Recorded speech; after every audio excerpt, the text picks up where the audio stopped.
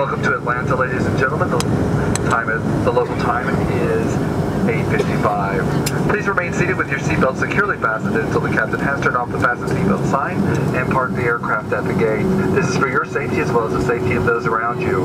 You may now use your cell phones and other handheld electronic devices. However, personal computers may not be used at this time. Once the captain has turned off the fasten seatbelt sign, please be careful opening overhead bins to prevent injury from bags that could have shifted during landing and could fall.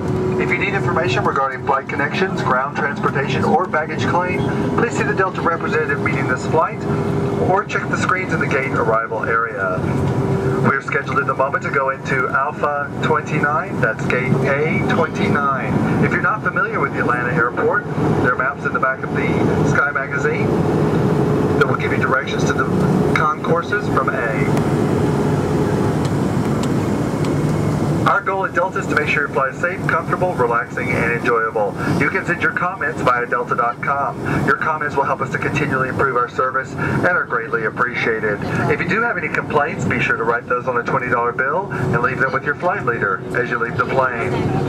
It certainly has been our pleasure to bring you to Atlanta this evening. We apologize for the delay.